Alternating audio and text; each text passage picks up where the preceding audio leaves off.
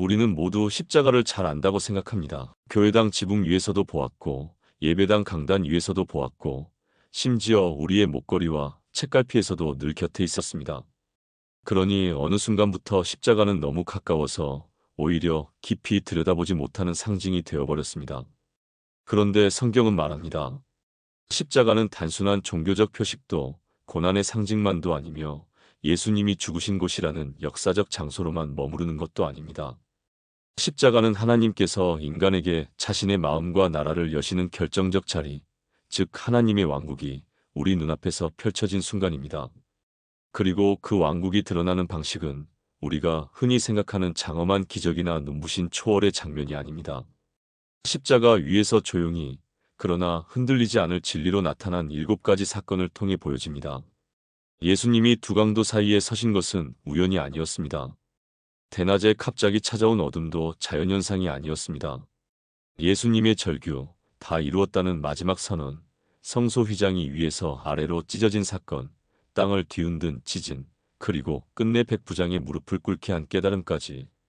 이 모든 순간은 하나로 연결되어 하나님의 나라가 어떻게 열렸는지, 예수님의 통치가 어떻게 세워졌는지를 보여주는 7가지 기적의 연속이었습니다. 이 기적들은 우리가 흔히 기대하는 화려한 기적과 다릅니다. 하늘에서 불이 내려오지도 않았고 천사가 나타나 군대를 이루지도 않았습니다. 그러나 이 기적들은 역사의 질서를 흔들고 영적 세계를 열어젖히고 인간의 마음을 꿰뚫는 그 어떤 기적보다 더 깊고 더 결정적인 사건이었습니다. 그래서 오늘 우리는 십자가를 다시 바라보려고 합니다.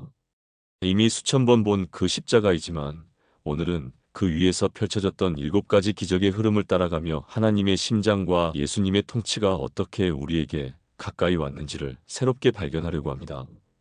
십자가를 다시 바라보면 우리는 단순히 눈에 보이는 형상을 넘어 하나님의 왕국이 우리를 향해 열리는 문을 보게 될 것입니다. 그리고 그 문을 통과할 때 우리의 믿음과 삶, 그리고 하나님을 향한 이해가 새로운 질서 속으로 옮겨지는 것을 경험하게 될 것입니다. 잠시 눈을 감고 2000년 전 그날 오후로 돌아가 봅시다. 골고다 언덕 위, 3개의 십자가가 서 있습니다. 가운데 십자가에는 예수님이, 좌우편에는 2명의 강도가 달려 있습니다. 군인들은 창을 들고 서 있고 구경꾼들은 손가락질하며 조롱합니다. 예수님의 어머니 마리아는 멀리서 가슴을 치며 눈물을 흘립니다. 그런데 이 순간 하늘이 갑자기 어두워지기 시작합니다. 대낮인데 말입니다. 사람들은 당황합니다. 무슨 일이지? 일식도 아닌데. 그리고 그 어둠 속에서 예수님의 목소리가 들립니다. 나의 하나님, 나의 하나님, 어찌하여 나를 버리셨나이까? 그 절규는 온 우주를 관통합니다. 얼마 후 예수님은 마지막 숨을 거두시며 말씀하십니다. 다 이루었다. 바로 그 순간 예루살렘 성전에서 이상한 일이 벌어집니다. 지성소를 가리던 두꺼운 휘장이 사람의 손이 아니라 위에서부터 아래로 찢어집니다. 땅이 흔들리고 바위가 터집니다. 그리고 십자가 아래를 지키던 로마 백부장이 무릎을 꿇으며 고백합니다. 진실로 이 사람은 하나님의 아들이었도다. 이 모든 일이 단 몇 시간 안에 일어났습니다. 우연일까요? 아닙니다. 이것은 하나님께서 치밀하게 계획하신 역사상 가장 위대한 7가지 기적의 연속이었습니다. 그리고 이 7가지 기적은 단순히 2000년 전 골고다에서만 의미 있는 것이 아닙니다. 지금 이 순간 우리의 삶 속에서도 여전히 살아 움직이며 우리를 변화시키는 능력입니다. 오늘 우리는 이 7가지 기적을 하나씩 풀어가며 십자가가 어떻게 하나님 나라의 문을 활짝 열었는지, 그리고 그 문이 지금 우리에게 어떤 의미인지를 함께 발견하게 될 것입니다. 첫 번째, 두 강도 사이에 달리신 기적, 예언의 성취. 이에 두 강도를 예수와 함께 못 박으니 하나는 우편에, 하나는 좌편에 있더라. 마태복음 27장 38절. 예수님이 십자가에 달리실 때 좌우편에 2명의 강도가 함께 달렸습니다. 이것은 단순한 우연이 아니었습니다. 이사야 선지자는 700년 전에 이미 이렇게 예언했습니다. 그는 범죄자들과 함께 헤아림을 받았다. 이사야 53장 12절. 그런데 이 장면이 왜 기적일까요? 여기에는 깊은 신학적 의미가 숨어 있습니다. 예수님은 죄 없으신 분이셨습니다. 그런데 죄인들 사이에 서셨습니다. 이것은 예수님이 우리의 자리에 서셨다는 것을 보여줍니다. 우리 모두는 영적으로 보면 그 강도들과 다를 바 없는 죄인입니다. 로마서 3장 23절은 말합니다. 모든 사람이 죄를 범하였음에 하나님의 영광에 이르지 못하더니 예수님은 바로 그 자리, 죄인의 자리에 서셨습니다. 히브리어 페시아는 단순한 실수가 아니라 의도적인 반역을 의미합니다. 우리는 모두 하나님께 등을 돌린 반역자였습니다. 그런데 예수님은 그 반역자들 한가운데 서셔서 우리를 대신해 심판을 받으셨습니다. 이것이 대속입니다. 며칠 전 한 집사님이 이런 이야기를 나누셨습니다. 60대 중반의 이분은 젊은 시절 사업 실패로 많은 빚을 지었고 그 빚 때문에 가족들에게 평생 짐이 되었다고 생각해 왔습니다. 목사님, 저는 평생 빚쟁이로 살았습니다. 가족들한테 미안해서 고개를 들 수가 없었어요. 그런데 이 말씀을 묵상하면서 깨달음이 왔다고 하셨습니다. 예수님도 빚쟁이 자리에 서셨구나. 내 빚을 대신 지시려고. 그날부터 이 집사님은 조금씩 달라지기 시작했습니다. 여전히 과거의 실수는 지워지지 않았지만 그것이 더 이상 자신을 짓누르지 않았습니다. 왜냐하면 예수님이 이미 그 자리에 서셨기 때문입니다. 사랑하는 여러분, 지금 저와 함께 이렇게 기도해 보시겠습니까? 하나님 아버지, 제가 죄인의 자리에 있을 때 예수님께서 그 자리에 먼저 서주셨음을 고백합니다. 저는 범죄자였지만 예수님이 그 자리를 대신하셨습니다.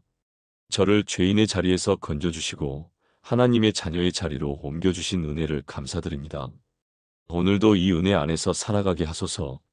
예수님의 이름으로 기도합니다. 아멘. 이 첫 번째 기적은 우리에게 확신을 줍니다. 예수님은 우리가 있어야 할 그 자리에 서셨고 우리 대신 그 값을 치르셨습니다.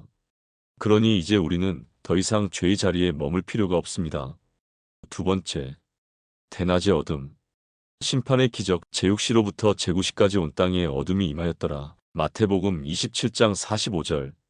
정오 12시부터 오후 3시까지 3시간 동안 온 땅에 어둠이 임했습니다. 이것은 일식이 아니었습니다. 6월절은 보름달이 뜨는 때였고 일식은 보름에 일어날 수 없습니다.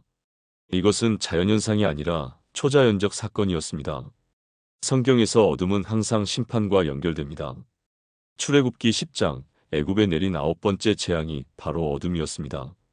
요엘 선지자는 주의 크고 두려운 날이 이르기 전에 해가 어두워지고라고 예언했습니다. 요엘 2장 31절. 십자가 위의 어둠은 하나님의 심판이 임했다는 표시였습니다. 그런데 누구에 대한 심판이었을까요? 예수님에 대한 심판이었습니다. 정확히 말하면 예수님이 짊어지신 우리의 죄에 대한 심판이었습니다. 그 3시간 동안 하늘의 아버지는 아들을 외면하셨습니다. 왜냐하면 그 순간 예수님은 온 인류의 죄를 짊어지고 계셨기 때문입니다. 빛이신 하나님은 죄와 함께 계실 수 없으셨습니다. 그래서 어둠이 임한 것입니다. 한 권사님은 오랫동안 우울증으로 힘들어하셨습니다. 특별한 이유도 없이 마음이 어두워지고 모든 것이 무의미하게 느껴졌습니다. 목사님, 제 안에 캄캄한 어둠이 있는 것 같아요. 하나님이 저를 버리신 것 같아요. 그런데 이 말씀을 묵상하면서 한 가지 깨달음이 왔다고 하셨습니다. 예수님이 십자가에서 경험하신 어둠은 우리가 경험해야 할 어둠이었다는 것을, 예수님이 이미 그 어둠을 통과하셨기 때문에 우리는 더 이상 그 어둠에 홀로 남겨지지 않는다는 것을. 그 후 몇 주 동안 이 권사님은 여전히 어두운 감정과 씨름했습니다. 하지만 조금씩 그 어둠 속에서도 하나님의 손길을 느끼기 시작했습니다. 왜냐하면 예수님이 이미 그 어둠을 경험하셨고 그 어둠을 통과해 부활하셨기 때문입니다. 함께 기도하시겠습니까? 전능하신 하나님, 예수님이 십자가에서 경험하신 그 어둠이 저를 위한 것이었음을 고백합니다. 제가 받아야 할 심판을, 제가 겪어야 할 어둠을 예수님이 대신 지셨습니다. 그러니 이제 제 삶의 어둠 속에서도 주님의 빛을 의지합니다. 주님이 이미 어둠을 이기셨기에 저도 이 어둠을 통과할 수 있음을 믿습니다. 예수님의 이름으로 기도합니다. 아멘. 예수님이 우리 대신 어둠을 경험하셨기에 우리는 이제 빛 가운데 걸을 수 있습니다. 이것이 십자가의 두 번째 기적입니다. 세 번째, 나의 하나님, 어찌하여 나를 버리셨나이까? 대속의 기적. 나의 하나님, 나의 하나님, 어찌하여 나를 버리셨나이까? 마태복음 27장 46절. 이 절규는 십자가 위에서 예수님이 하신 7마디 말씀 중 네 번째입니다. 그런데 이 말씀은 다른 말씀들과 확연히 다릅니다. 아버지라는 호칭이 아니라 나의 하나님이라는 호칭을 쓰셨습니다. 영원 전부터 아버지와 아들로 친밀한 관계를 누리셨던 예수님이 이 순간만큼은 아버지라고 부르실 수 없었습니다. 왜일까요? 이 순간 예수님은 우리의 죄를 짊어지고 계셨기 때문입니다. 고린도후서 5장 21절은 이렇게 말합니다. 하나님이 죄를 알지도 못하신 이를 우리를 대신하여 죄로 삼으신 것은 우리로 하여금 그 안에서 하나님의 의가 되게 하려 하심이라. 예수님이 우리의 죄가 되셨습니다. 그래서 하나님 아버지는 그 순간 아들을 외면하실 수밖에 없었습니다. 빛이신 하나님은 죄와 함께 하실 수 없기 때문입니다. 이것이 대속의 핵심입니다. 예수님이 우리 대신 버림받으셨기에 우리는 결코 버림받지 않습니다. 히브리서 13장 5절은 약속합니다. 내가 결코 너희를 버리지 아니하고 너희를 떠나지 아니하리라. 한 장로님은 오랫동안 자녀와의 관계로 깊은 상처를 안고 사셨습니다. 자녀가 집을 나간 지 2년이 넘었고 연락도 끊긴 상태였습니다. 하나님도 저를 버리신 것 같습니다. 제가 부모 노릇을 제대로 못해서 이런 벌을 받는 것 같아요. 그런데 이 말씀을 묵상하면서 천천히 위로를 받기 시작하셨습니다. 예수님이 십자가에서 버림받으신 것은 우리가 영원히 버림받지 않게 하기 위함이었다는 것. 하나님은 절대로 우리를 버리지 않으신다는 것. 지금의 고통이 하나님의 버림이 아니라 오히려 하나님의 더 깊은 계획이 펼쳐지는 과정일 수 있다는 것. 몇 달 후 자녀와의 관계는 아직 회복되지 않았지만 이 장로님의 마음에는 평안이 찾아왔습니다. 왜냐하면 하나님이 함께 하신다는 확신이 생겼기 때문입니다. 함께 기도하시겠습니까? 아버지 하나님, 예수님이 십자가에서 어찌하여 나를 버리셨나이까? 라고 부르짖으신 것은 저를 위함이었음을 고백합니다. 예수님이 버림받으셨기에 저는 결코 버림받지 않습니다. 지금 제 삶에 어려움이 있어도 주님이 저를 떠나지 않으심을 믿습니다. 외로울 때, 힘들 때, 하나님이 멀게 느껴질 때에도 주님의 약속을 붙잡습니다. 예수님의 이름으로 기도합니다. 아멘. 예수님의 버림받으심이 우리의 영원한 동행을 보장합니다. 이것이 십자가의 세 번째 기적입니다. 네 번째, 다 이루었다. 구속 완성의 기적, 예수께서 이르시되 다 이루었다 하시고 요한복음 19장 30절, 다 이루었다. 헬라어로 테텔레스타이입니다. 이 단어는 당시 상업용어로 빚이 완전히 갚아졌다, 거래가 완료되었다는 뜻으로 사용되었습니다.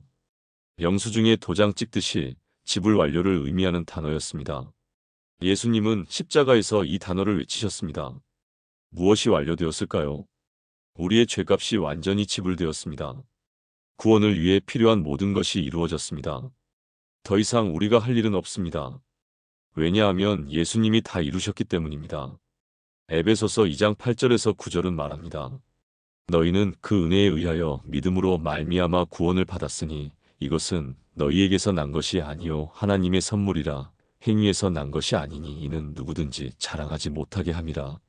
많은 사람들이 여전히 구원을 얻기 위해 무언가를 더해야 한다고 생각합니다. 더 많이 기도해야, 더 많이 봉사해야, 더 착하게 살아야 구원받을 수 있다고 생각합니다. 그러나 예수님은 다 이루었다고 선포하셨습니다. 우리의 구원은 이미 완성되었습니다. 한 집사님은 평생 내가 충분히 잘하고 있을까? 라는 두려움 속에 살았습니다.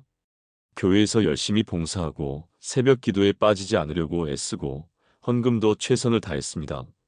그런데 항상 마음 한구석에 불안이 있었습니다. 이 정도로 충분할까? 하나님이 만족하실까? 그러던 어느 날 이 말씀을 묵상하면서 눈물을 흘렸다고 하셨습니다. 다 이루었다는 말씀이 가슴에 와닿았습니다. 예수님이 이미 모든 것을 이루셨는데 내가 왜 더 보태려고 했을까? 그날부터 이 집사님의 신앙생활이 달라졌습니다.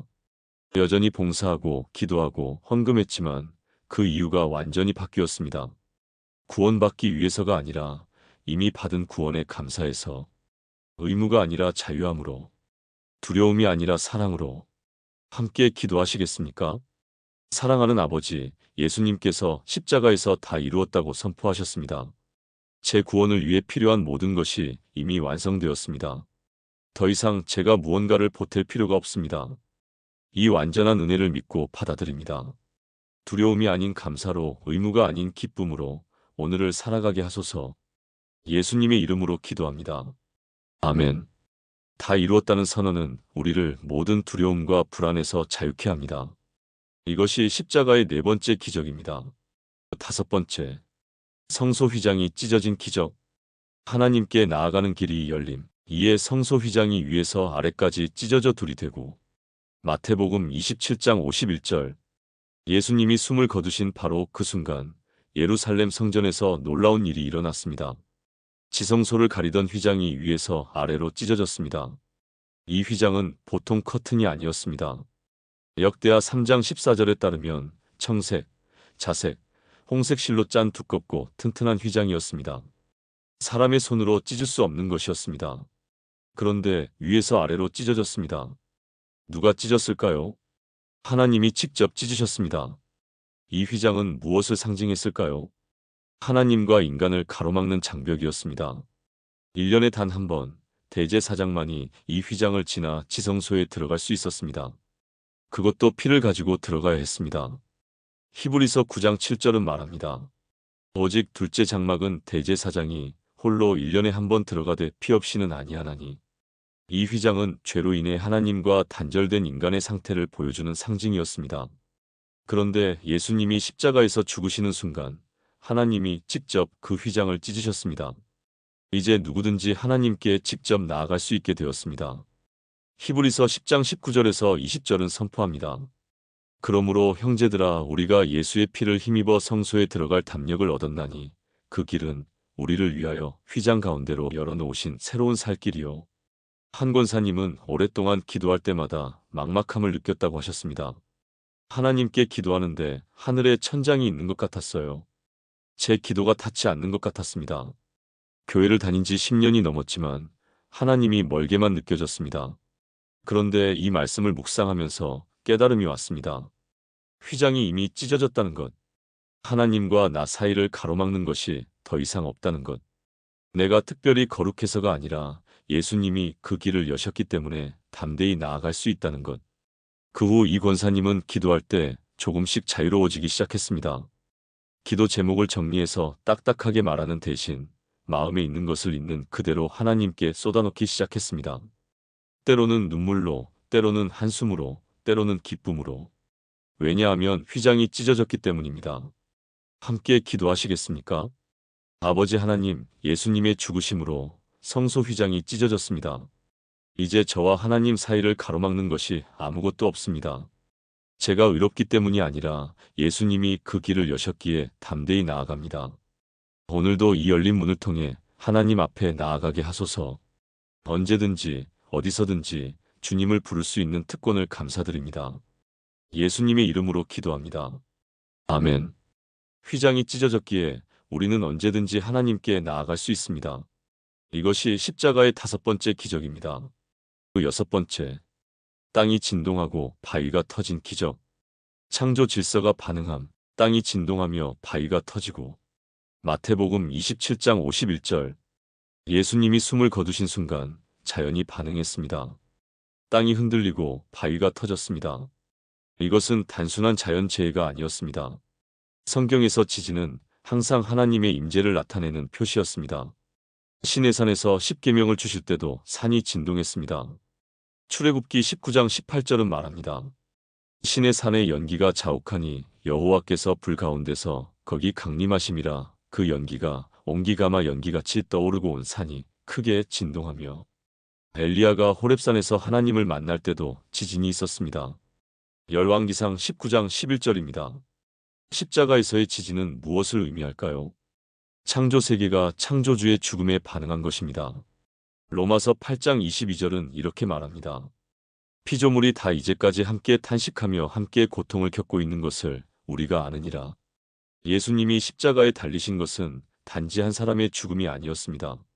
창조주 하나님이 피조 세계 안에 들어오셔서 그 세계의 모든 고통과 죽음을 짊어지신 사건이었습니다. 그래서 땅이 진동한 것입니다. 바위가 터진 것입니다. 모든 피조물이 그 순간을 알았습니다. 한 집사님은 자연 속에서 하나님을 만나는 경험을 자주 하셨다고 합니다. 산에 올라가거나 바다를 바라보거나 들판을 걸을 때 하나님의 임재를 느끼셨습니다. 그런데 이 말씀을 묵상하면서 새로운 깨달음이 왔다고 하셨습니다. 자연이 단순히 아름다운 것이 아니라 하나님의 이야기를 담고 있는 책이라는 것. 십자가의 순간, 자연조차 예수님의 죽음을 슬퍼했다는 것. 그리고 언젠가 예수님이 다시 오실 때 자연도 함께 회복될 것이라는 것. 로마서 8장 21절의 약속입니다. 그 바라는 것은 피조물도 썩어짐의 종노릇한 데서 해방되어 하나님의 자녀들의 영광의 자유에 이르는 것이니라. 그 후 이 집사님은 자연을 바라보는 눈이 달라졌습니다. 단순히 감상하는 대상이 아니라 함께 구원을 기다리는 동역자로 보기 시작했습니다. 함께 기도하시겠습니까?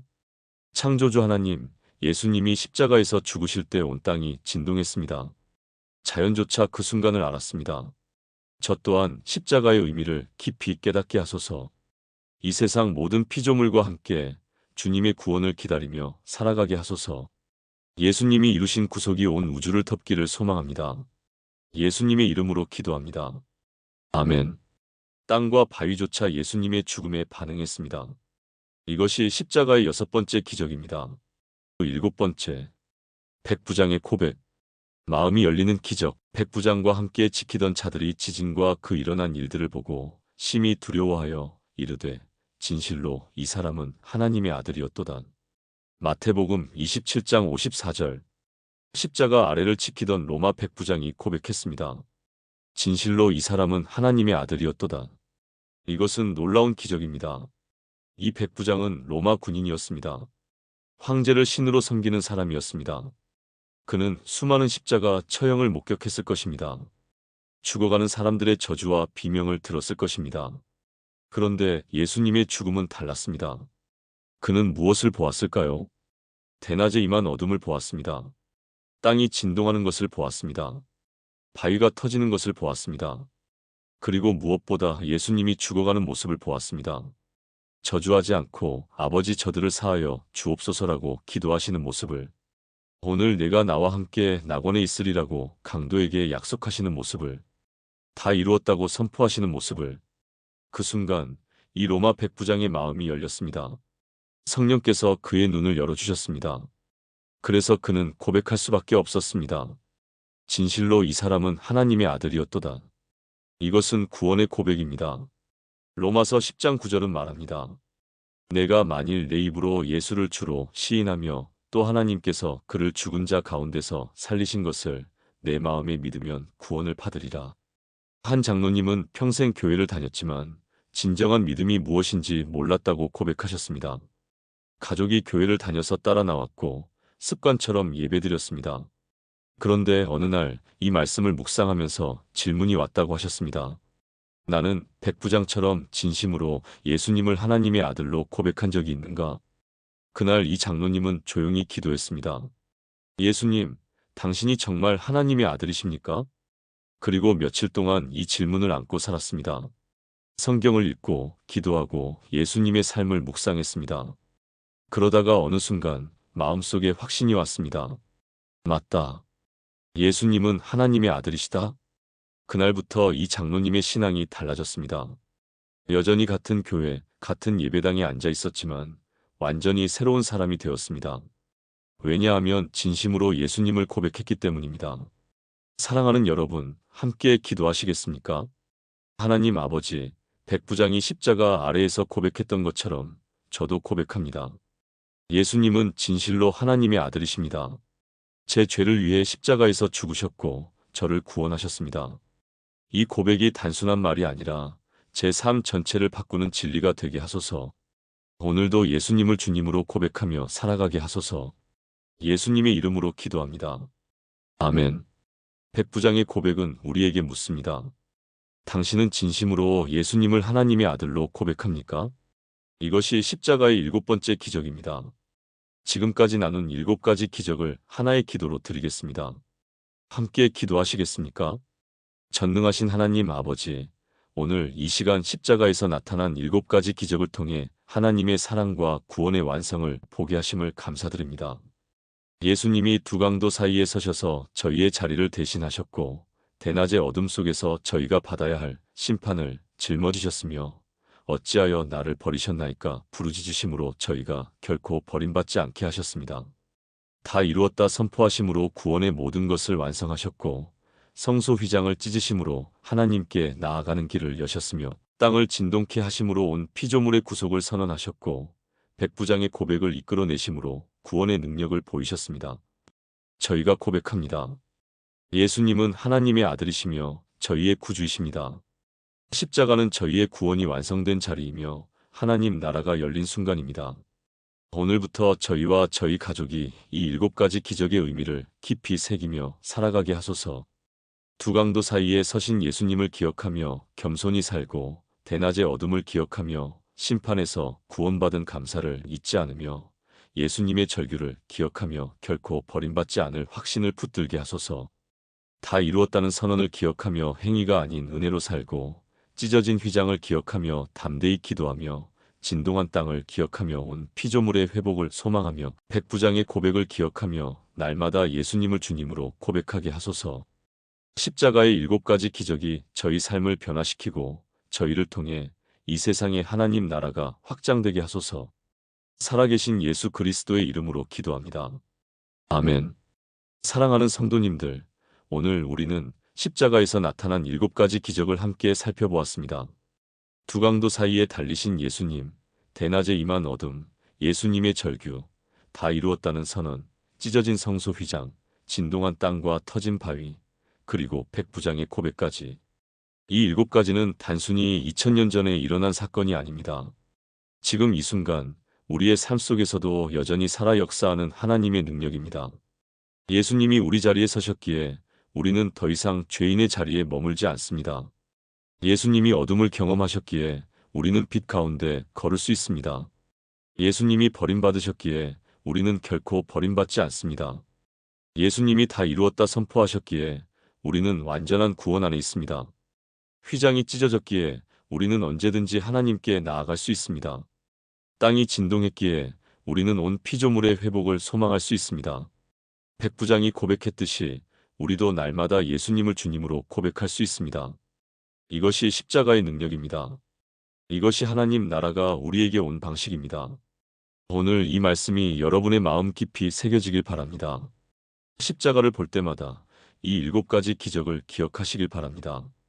그리고 그 기적이 바로 여러분을 위한 것임을 잊지 마시기 바랍니다.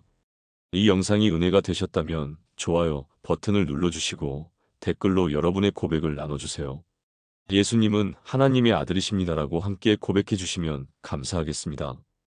그리고 구독과 알림 설정으로 앞으로도 함께 말씀을 나눌 수 있기를 바랍니다. 하나님의 은혜와 평강이 여러분과 여러분의 가정에 늘 함께 하시길 축복합니다. 다음 시간에 또 만나 뵙겠습니다. 샬롬.